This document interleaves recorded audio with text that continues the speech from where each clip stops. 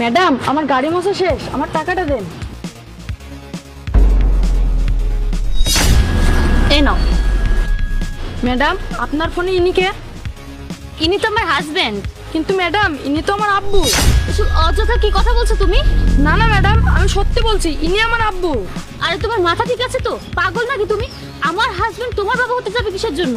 জানি না, আমি জানি উনি আমার আব্বু, তাই। আজব পাগল ছেলে তো তুই। আমার সামনে এত বড় একটা কোম্পানির মালিক হয়ে তোদের মতো লো ক্লাস ফ্যামিলিতে বিয়ে করতে যাবে কেন? আর এক সেকেন্ড, আমার স্বামী তো ওয়াইফ আমি আছি, তাহলে ও আরেকটা বিয়ে করতে যাবে কেন? বড় লোক দেখেছিস কিনা টুপি পরাতে চলে এসেছিস? কি ম্যাডাম, আপনাদের ওই অফিস আমার বাবার? ওই অফিসের মালিক আমার বাবা? আরে আজব তো, তোর বাবা মালিক হতে যাবে কেন? ওটা তো আমার স্বামীর অফিস। আর বিয়ের সময় তো জাহিদ আমাকে এগুলো বলেনি। আর আমি যতদূর জানি জাহিদের আগের কোনো বউ বাচ্চা নেই। আর জাহিদ তো আমাকে কখনোই মিথ্যা কথা বলবে না। ম্যাডাম, আমি তো কিছু বলতে পারবো না, সেজন্য মনে হয় বাবা 1 বছর ধরে বাড়িতে যায় না, আমাদের সাথে ঠিক মতো যোগাযোগও করে না। এই জন্যই আমাদের বাইরের অবস্থা এত খারাপ, আর আমাকে এই বয়সে কাজ করতে হয়। আর তোরা কি বড়লোক দেখলে ঠিক থাকতে পারিস না?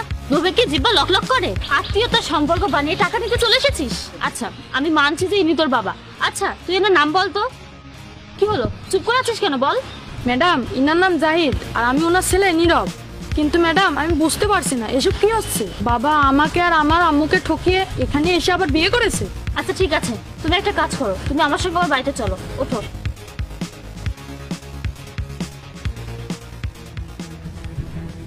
আচ্ছা শোনো, তুমি ভিতরে গিয়ে অপেক্ষা করো, জাহিদ আসলে আমি তোমাকে ডেকে নিবো। ঠিক আছে ম্যাডাম, আমি ভিতরে গিয়ে অপেক্ষা করছি।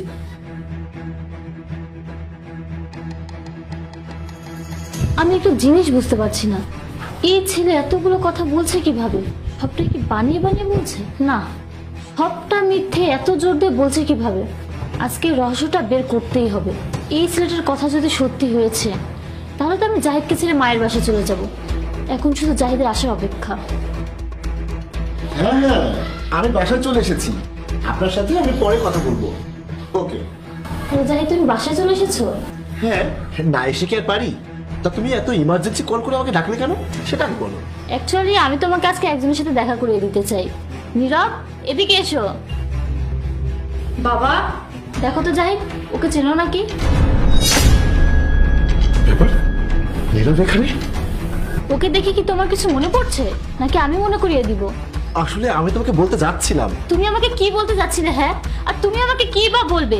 আমাদের বিয়ের 1 বছর হয়ে গেছে, আজকে শুনছি তোমার আরো একটা ছেলে আছে, তার মানে তোমার আরো একটা বউ আছে। আচ্ছা, তুমি আমাকে কেন ঠকালে? আমাকে ঠকানোর অধিকার কে দিয়েছে তোমাকে? আর এই ছেলেটা রাস্তায় রাস্তায় ভিখারির মতো কাজ করে বেড়াচ্ছিল। ভাগ্যিস আজকে আমার গাড়ি মোছার সময় আমি যখন ওকে টাকা দিতে যাই, তখন